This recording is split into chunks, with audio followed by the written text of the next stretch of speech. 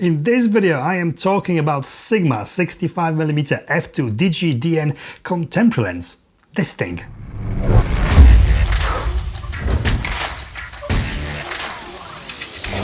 If you are new to this channel, my name is Pav, and on this channel I talk about lenses, cameras and video and photography related gear. And if this is something that you are interested in, then please consider subscribing. If you do actually know someone who shoots people for a living, or maybe you shoot people for a living and you would like to shout about it, the t-shirts with a new improved design of this now available in UK shop and of course US shop, and the links are below this video. So this is a second lens in new Sigma I series that I am reviewing.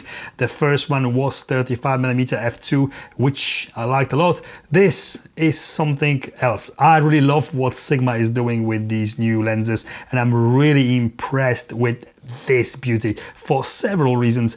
But before I go into it, I must say a huge thanks to Sigma UK for fixing me with this lens for this review. However, I wasn't paid or asked to say anything specific about it, so it is my honest and unbiased opinion about this lens. This is a part of four lens series, I series. There is 45mm f2.8, which is out already, and coming soon 24mm f3.5, 35mm f2, and this 65mm f2.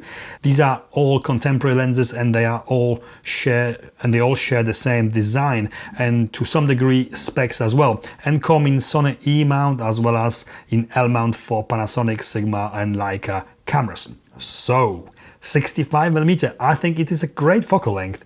I have never been a huge fan of 85mm.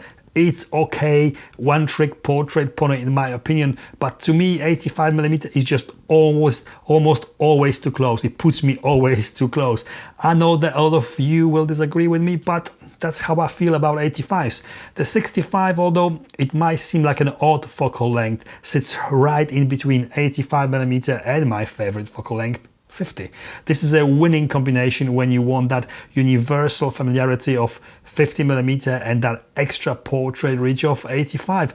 This certainly do both, and that does it very well. This lens really delivers outstanding results at all fronts. Very little chromatic aberration, no problem with flaring when shooting towards the sun, very sharp with pretty much perfect autofocus performance in photography and video. At 65mm you are getting into the zoom compression territory, so even though it is only f2 lens, you get that really nice subject to background separation associated with wider aperture portrait lenses.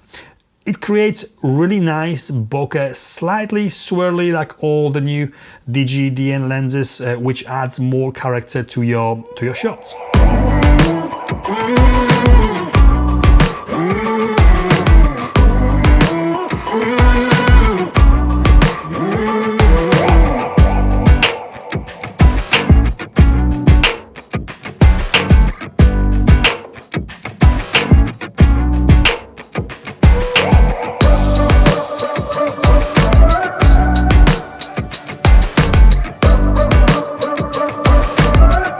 I am really struggling to not repeat myself and not say the same things I said in my review of the 35mm f2 about this, but it is hard. This really is almost identical lens, but with a different focal length. If you ever going to use any of the I series lenses and then decide to go for another, you will know what to expect. It's like going to McDonald's when you are abroad. You're gonna get the same Big Mac like at home every time. This is a good thing, especially if you are going to use these lenses on the same photography or videography jobs. You'll get consistent look regardless of which lens you are using.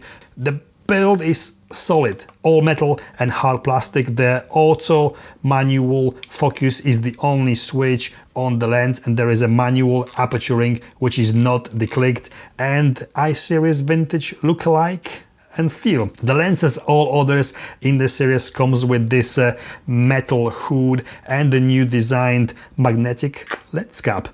There will be a magnetic lens cap holder available to buy soon, which when attached to your camera bag strap or clothing will hold this lens cap when you are using the lens. 405 gram, the lens is not light, but relatively light in comparison to other Sigma lenses. 62mm filter thread and dust and splash sealing. 75mm long without the hood and 55 centimeters minimum focusing distance. There's no hard stops on focus ring, but it is really firm to turn, making it easier to do macro focus adjustments or smoother manual focus pulls when filming.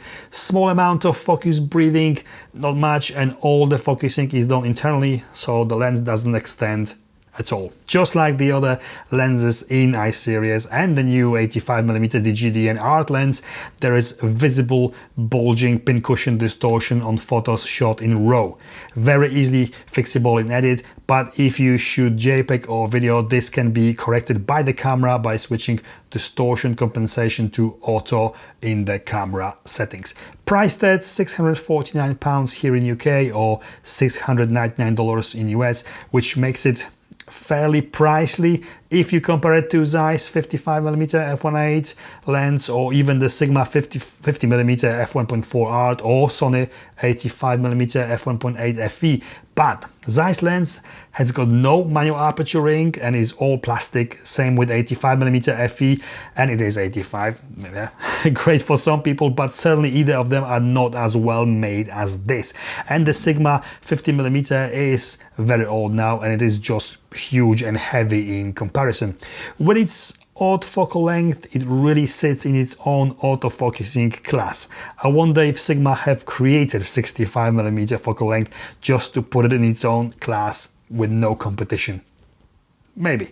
Conclusion is, this is an awesome lens. I will certainly be buying this when it's out, as it does give me very versatile focal length. Slightly more than my 50mm lenses and slightly less than the 85mm that I can never fit seamlessly into my everyday workflow. Like this. It's pretty much a perfect size and weight in my opinion. Not super light, but substantial, giving me this high quality feel to it, as well as delivering an outstanding results. Certainly good enough for any type of professional work. It really is that good. And this is it from me. If you like this video, then please give me the thumbs up and hit that subscribe button below and the bell button next to it to get the notifications of my future videos.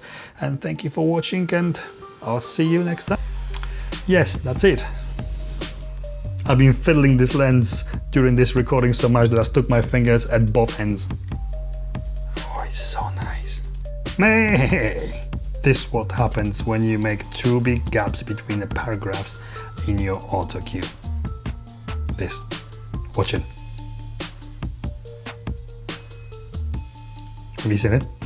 Yeah.